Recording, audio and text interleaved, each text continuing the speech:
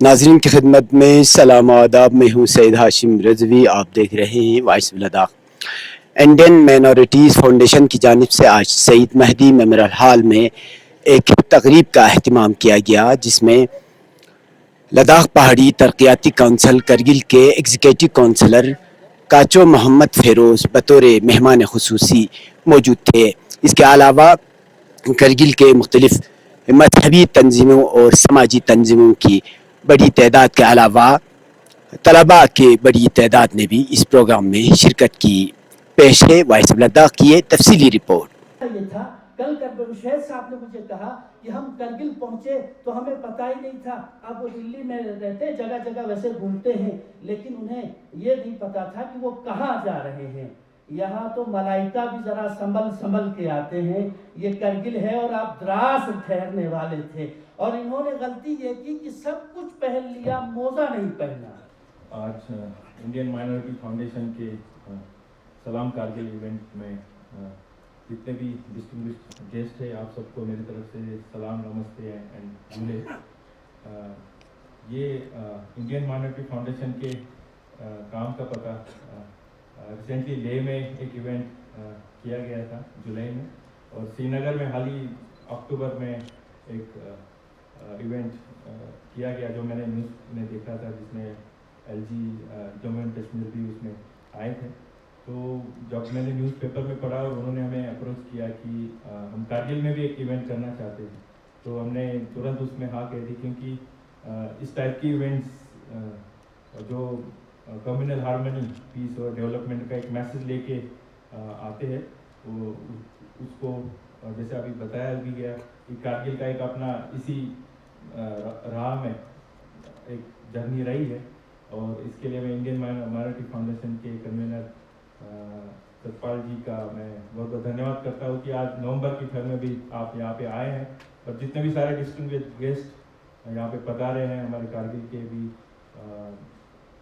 Socio cultural sphere के जितने भी डिस्टिंग्विश्ड गेस्ट यहाँ पे मौजूद हैं, आप सबको मेरी तरफ से मैं नमस्ते और सलाम कहता हूँ। तो आज का थीम एक भारत श्रेष्ठ भारत है। जैसे आप सबको पता है कि एक हमारा देश एक डाइवर्सिटी के साथ आता है। तो हमारे पास हमारे देश में इतने स्टेट्स है, यूनियन टेरिटरीज है, हर एक का अपना अपना वैरायटी है, ज्योग्राफिकल कैरेक्टरिस्टिक है, अपना कल्चर है, अपना हेरिटेज है। तो आज जहाँ पे हम खड़े हैं, लद्दाख का भी अपना एक हिस्ट्री रहा है, और उसमें जहाँ पे हम आज इवेंट करें, कारगिल का भी अपना एक हम बोल सकते हैं कि समृद्ध कल्चर हेरिटेज यहाँ पे रहा है। यहाँ पे आने से पहले मुझे ये बताया गया कि इंडियन माइनॉरिटीज फाउंडेशन जो है, जो इवेंट कर रहा है, उसके अंदर में जो ऑब्जेक्टिव है वो ये है कि नेशन बिल्डिंग के अंदर में कारगिल का क्या रोल है और उसके चैलेंजेस क्या है। जहां तक कारगिल का सवाल है,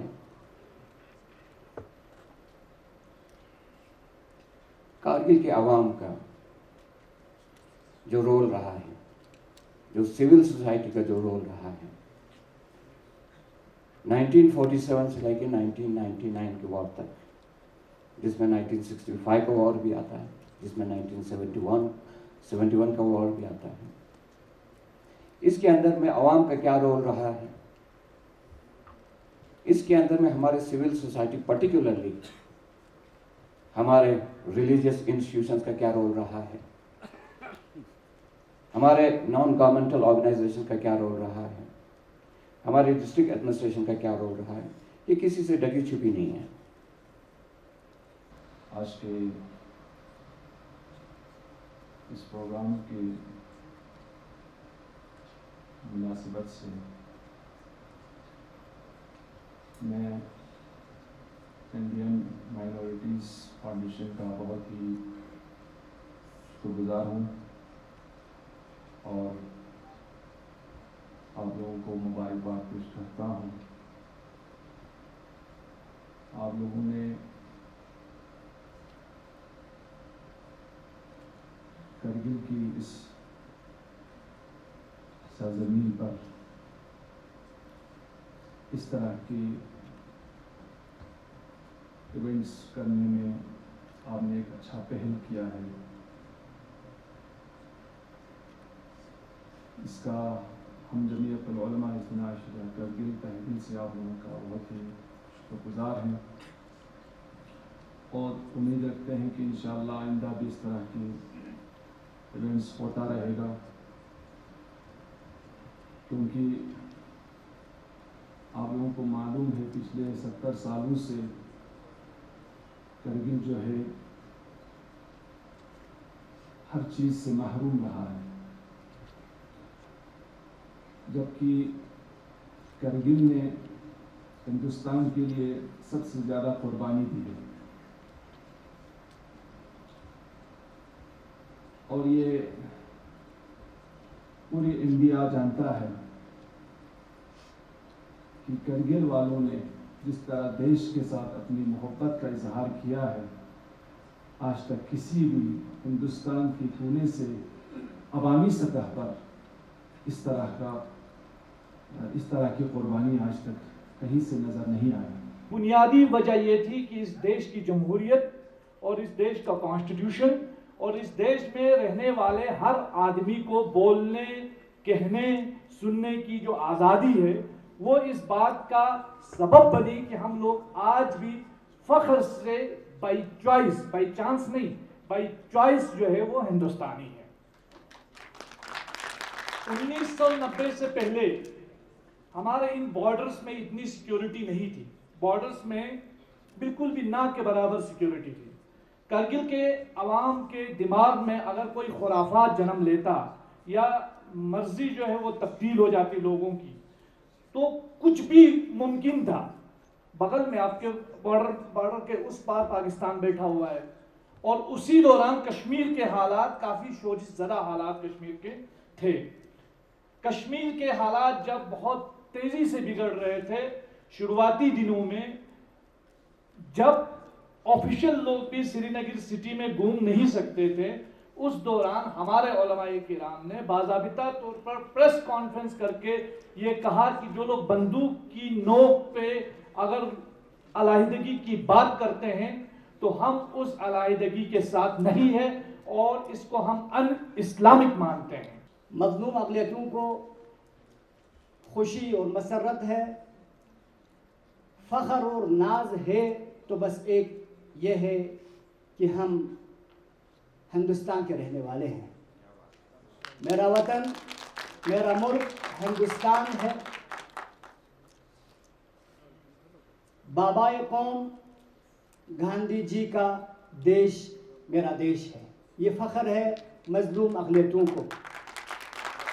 मज़लूम अक़लियतों को फ़ख्र है कि मेरे जमहूरी आईन को अक़लियतों से ताल्लुक़ रखने वाले एक ज़ात भीमराव अम्बेडकर साहब की क़यादत में लिखा गया और दुनिया के सबसे बड़ी जमहूरी आईन नामे के तौर पर पेश किया और उसके हम मानने वाले हैं। अक़लियतों को फ़ख्र है कि आईन हिंद में इनके लिए प्रोविज़न रखा, इनके लिए दफ़ा 25 से 28 तक को मखसूस किया, दफ़ा 19 में आज़ादी इनके लिए दिलाया। इन चीज़ों पर मज़लूम अक़लियतों को फ़ख्र है, नाज है और खुशी है। प्रोग्राम के अनवान को अक़लियतों के लिए वक़्त के ललकार और मौक़े, चैलेंज और अपॉर्चुनिटीज़ के नाम से रखा है। हमारे साथ बशीर अहमद साहब, जिन्होंने छोटे भाई हैं, जिन्होंने बहुत ही खूबसूरती के साथ गुफ्तगू नहीं की, फ़िक्र पेश किया। क्योंकि जुमले बोलना तो आसान है, फ़िक्र देना बहुत मुश्किल है। ये वही दे सकते हैं जो बाबे मदीनतुल इल्म की खैरात खा के बैठे हों। जो अहले बैत के दरवाज़े से वाबस्ता हैं, उन्हें ये भी पता होता है कितना बोलना और कब बोलना। मैं शुक्रगुज़ार हूँ शेख नाज़िर मेहदी साहब, जिनसे मुझे मुलाकात उनके घर में हुई और उनके वालिद की जो भी खिदमात हैं वो आपके सामने हैं। मेरा दोस्त, मेरा भाई इलियास श्रीनगर से शुक्रगुजार हूँ। सज्जाद मेरे छोटे भाई, आप लोग तो स्टेट के चलाने वाले लोग हैं, तो स्टेज पे आपका नाम ना भी लिया जाए तो क्या फ़र्क पड़ता है, मगर हमारे फिरोज़ साहब और हमारे डीएम साहब, इन सब ने यहाँ हाज़िरी दी। कितना मिनट, 3 मिनट में अपनी बात कह लेता, ठीक है। मिट्टी में मिला दे मैं जुदा हो नहीं सकता, मिट्टी में मिला दे मैं जुदा हो नहीं सकता, है देश अब इससे ज़्यादा मैं तेरा हो नहीं सकता, बस तू मेरी आवाज़ से आवाज़ मिला दे, फिर देख के इस देश में क्या हो नहीं सकता। साथ चलते हैं ना, साथ चलते हैं, अकेले चलोगे तो कहीं नहीं पहुंचोगे, साथ चलोगे तो मंजिल को मजबूर होकर कदम चूमना पड़ेगा।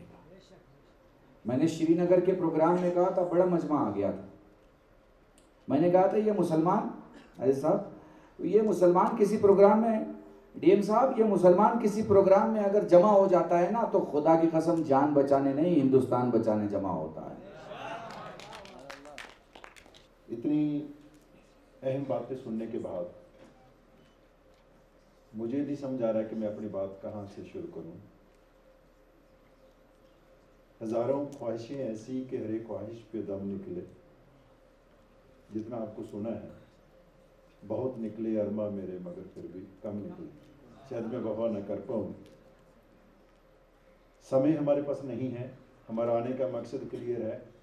इंडियन माइनॉरिटी फाउंडेशन जितनी भी इंडियन माइनॉरिटीज़ हैं, जिसमें Muslim, Christians, Sikhs, Jain, Parsi, 6 district minorities और इंटरफेथ डायलॉग के जितने भी हमारा रीजन है, उनको लेके कम्युनल हारमोनी और देश के नेशन बिल्डिंग की भी बात की है कोचो साहब ने, उसको लेके हम एक काफ़िला लेके विश्व सद्भावना का काफ़िला लेके चले हैं। पूरी दुनिया में ये काफ़िला गया है, प्योर नॉन पॉलिटिकल प्लेटफॉर्म है, वतन परस्ती का आज ये प्लेटफॉर्म है। और मैं शुक्रगुजार हूँ आप सभी का, कालबे साहब का स्पेशली, जिनकी जानिब से आपके दीदार करने का अवसर मिला। सलाम कारगिल, हमारी तहे दिल से सलाम है का। आजाद हिंदुस्तान, आजाद हिंदुस्तान, आजाद हिंदुस्तान, भारत माता की, आजाद हिंदुस्तान, आजाद हिंदुस्तान, आजाद हिंदुस्तान। भूमिका, उनका योगदान, उनका रोल 1990 वॉर में बहुत ज़्यादा अहम है। हमारी फहरिस्त में पहला नाम जनाब टाशी नंग्याल साहब दरकोन से हैं। ये वो शख्स हैं जिन्होंने 1990 दरअंदाजी के बारे में सबसे पहले भारतीय सेना को इन्फॉर्म किया। आज देश उनको सलाम करता है और सलाम करके के इस प्लेटफॉर्म पर उन्हें सम्मानित किया जाता है, उन्हें एहसास किया जाता है। टाशी नंग्याल साहब। इसके बाद दूसरा नाम है कि शहीद की फैमिली है लियाकत अली सना गुलाम रसूल बरू। इनकी फैमिली के मेंबर से गुजारिश है कि आप लियाकत अली।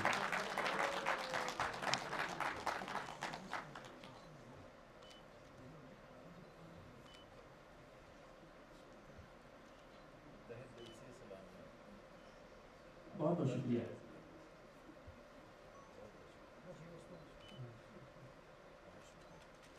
लियाकत अली साहब। इसके बाद मैं गुजारिश कर रहा हूँ मोहम्मद अजीम जनाब शुक्र मोहम्मद रोशन ग्रास से कि आप तशरीफ लाएं। सिंध गुजरात मराठा द्राविड़ उत्कल बंगा विंध्य हिमाचल यमुना गंगा उच्चल जलधि तरंगा। बोलो भारत माता की, भारत माता की, भारत माता की। दिल्ली तक आवाज आनी चाहिए, भारत माता की, भारत माता की। मोदी है तो। इंडियन माइनॉरिटीज़ फाउंडेशन की ओर से यहाँ सलाम कारगिल का एक कार्यक्रम किया गया था। जिन कारगिल के लोगों ने कारगिल युद्ध के दौरान भारतीय सेना की मदद की और देश की सुरक्षा के लिए कुर्बानियां की, तमाम शहीदों के परिवारों को सम्मानित करने के लिए, उन जिनका कंट्रीब्यूशन था उनको सलाम करने के लिए, ऑनर करने के लिए यहाँ ये इवेंट किया गया है। और हमने देखा है कि इस इवेंट में कारगिल की तमाम स्पिरिचुअल लीडर, एजुकेशनिस्ट और यहाँ के सभी जो पब्लिक नुमाइंदा हैं यहाँ पे एकत्र हुए हैं। और 370 के बाद जो फिज़ा बदली है, जो माहौल बना है, उसको हमने यहाँ पे महसूस किया है। लोगों का कॉन्फिडेंस बढ़ा है, लोगों का कॉन्फिडेंस नेशन बिल्डिंग में बढ़ा है और लोग भारत की प्रगति के लिए आगे आने के लिए तत्पर हैं। लोकल मुश्किलात हैं इनकी, पर यहाँ पे वतन परस्ती की बात आती है, यहाँ पे देश की एकता अखंडता की बात आती है, तो कारगिल के लोग डट के भारत के साथ खड़े हैं। और भारत के प्रधानमंत्री श्री नरेंद्र मोदी जी के प्रति लोगों के मनों में बहुत सम्मान है। और कारगिल के लिए जो मोहब्बत, जो प्यार मोदी जी ने दिखाया है कारगिल में आके भी, और उसके पहले और उसके बाद भी, उसका कारगिल के लोगों को दिलों में और ख़ास करके मुसलमान भाईचारे के हमारे तमाम जिनसे भी हमारी मुलाकात हुई है, मुसलमान भाइयों के मनों में बहुत सम्मान है। वो भारत की प्रगति में हिस्सा बनना चाहते हैं। और देश के प्रधानमंत्री ने जो विजन दिया है, सबका साथ, सबका विकास, सबका विश्वास और सबका प्रयास, उसका प्रतिबिंब यहाँ पे कारगिल में देखने को मिलता है। सारी ही कम्युनिटी मिलकर रह रही हैं और देश की प्रगति के लिए आने वाले 25 साल अमृतकाल का जो विजन मोदी जी ने दिया है, उसमें कारगिल के लोग कहीं भी पीछे रहने वाले नहीं हैं। और कारगिल जो है देश की सुरक्षा का एक बहुत बड़ा स्तंभ है और आज उसका प्रगटावा जो है इस कार्यक्रम में कारगिल के लोगों ने किया है। सर, इस प्रोग्राम में यहाँ के मुख्तलिफ मुक़र्रिरीन ने कहा कि यहाँ के जो बेसिक जो मुश्किलात हैं उसके बारे में ये इंडियन माइनॉरिटीज़ फाउंडेशन इन मसाइल को मरकज़ी सरकार तक कैसे पहुँचाएंगे आप? बिल्कुल, हमारा फ़र्ज़ ही बनता है कि जो भी मुश्किलात कारगिल के अवाम की हैं, जो लोकल लेवल की हैं, उसको भारत सरकार तक पहुंचाने का काम भी करें। लोगों का जो जज्बा है, जहाँ पे वतन परस्ती का जज्बा है, देश की प्रगति के लिए जज्बा है, वहाँ पे इनकी मुश्किलात जो हैं, और मुश्किलात भी कोई ऐसी नहीं है। मुश्किलात देखो, यहाँ पे हॉस्पिटल में कुछ फैसिलिटीज़ और चाहिए, यहाँ पे रेडियो और दूरदर्शन का जो पुराना रुतबा है उसको बहाल करने की बात की है। तो हमारे प्रधानमंत्री जी इस बात पे जोर देते हैं कि जो भी हमारी रीजनल लैंग्वेजेस हैं उनको प्रमोट करने के लिए काम किया जाए। तो हम ज़रूर उन तक बात पहुंचाने का काम करेंगे कि जो यहाँ की लोकल लैंग्वेज है कारगिल की, उसको प्रमोट करने के लिए यहाँ का रेडियो स्टेशन और यहाँ का दूरदर्शन का जो स्टेशन है उसको बहाल किया जाए और उसको अच्छे से चलाया जाए। और इसके साथ ही यहाँ के लोगों की एक और बड़ी मांग है कि वो एयर कनेक्टिविटी चाहते हैं। उसके लिए टेक्निकल जो इश्यूज़ हैं उस पे भी हम देख के उसको स्टडी करके ज़रूर इस बात को भी आगे ले जाने का काम करेंगे। Thank you sir.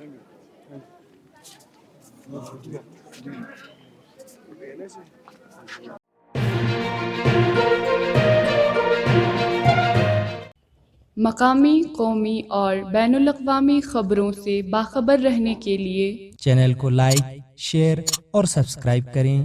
साथ ही बेल आइकन दबाना न भूलें।